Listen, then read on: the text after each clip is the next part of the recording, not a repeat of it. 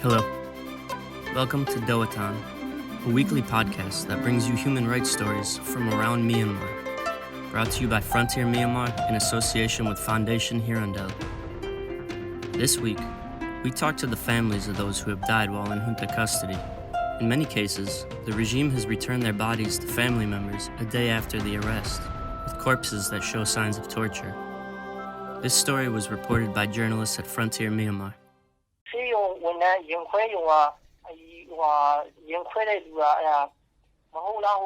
The mortuary employee asked me to see if the dead body was my wife. Only then I knew that she had died. I thought she would not die of a gunshot and she would just have to have her leg amputated at the very worst.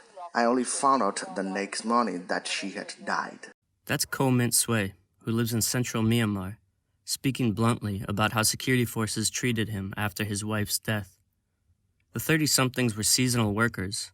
While the family was not well off, they lived happily with their 3 children. Mint Sway is now a single parent. It has been more than 2 weeks since his wife, Ma Marlar Win, was shot and killed by junta security forces. They were cracking down on an anti-coup protest in Pakaku, Magway region, on March 19th.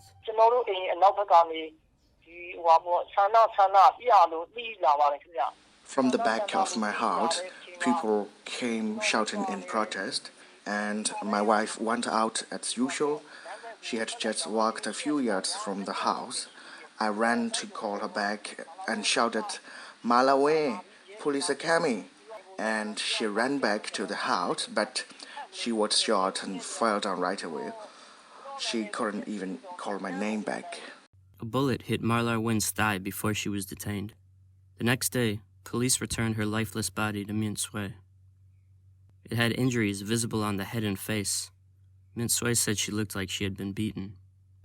Stories like his have proliferated since the first week of March.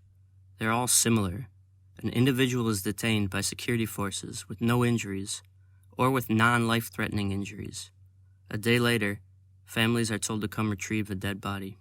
In some cases, the bodies aren't even returned. Relatives are never given an official cause of death.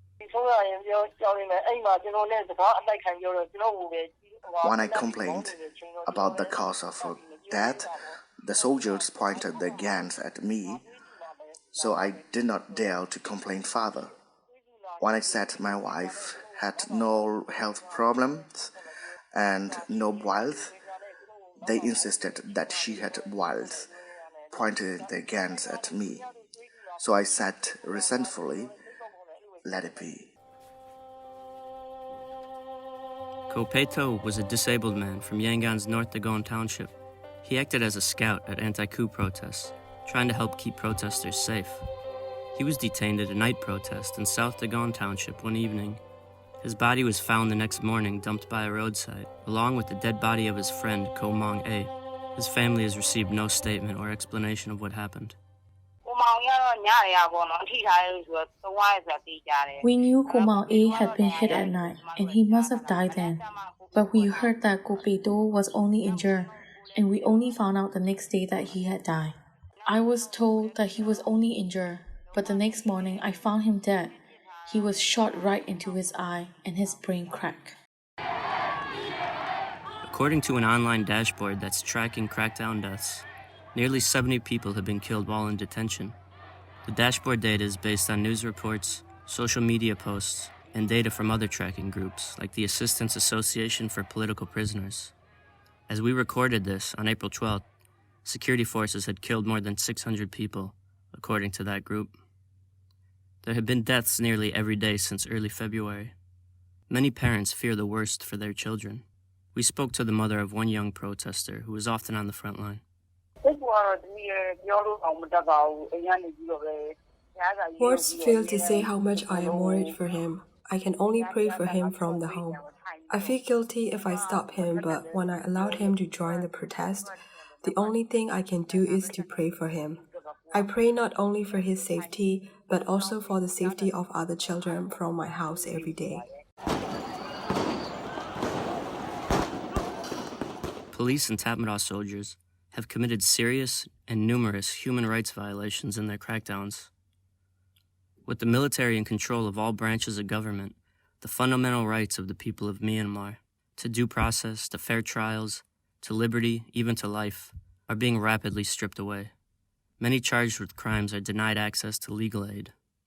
But human rights groups have been collecting evidence of these and other rights violations, trying to send them to international bodies for future prosecution. Here is U Aung Myo Min from the Gender Equality Network.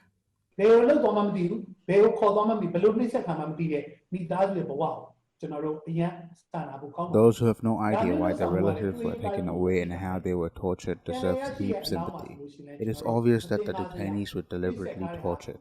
Signs of torture were found on the bodies that could be retrieved. In some cases, the bodies were significantly disfigured, so it is obvious that they are committing inhumane torture. They are not just arresting people, but are torturing people to the death. These are human rights violations and unacceptable crimes, but there is no mechanism in place to file complaints and hold the perpetrators accountable. Under the current circumstances, people consider themselves lucky to get back the body of their relatives. It is unacceptable under the law what a wrongful society we live in, with grave human rights violations. Since the coup, government agencies like the Myanmar National Human Rights Commission have gone defunct. But there are still mechanisms for filing complaints and evidence of rights violations to international bodies. Groups like Save the Children can help with rights violations that deal specifically with women and children.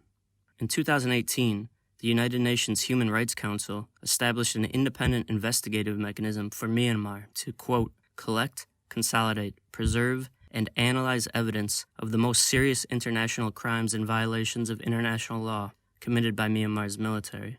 The independent mechanism does this to, quote, facilitate and expedite fair and independent criminal proceedings in international courts or tribunals that have or may in the future have jurisdiction over these crimes. Because of this, Aung Myo Min is urging victims' relatives to collect evidence of what's happened to their loved ones.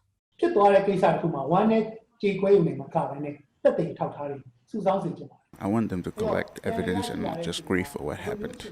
They should note down the suspicious injuries they find on a dead body. They should collect as much evidence as possible and keep it well. It will become critical evidence to establish the truth of the victims. They will become the pressure which brings the perpetrators to justice.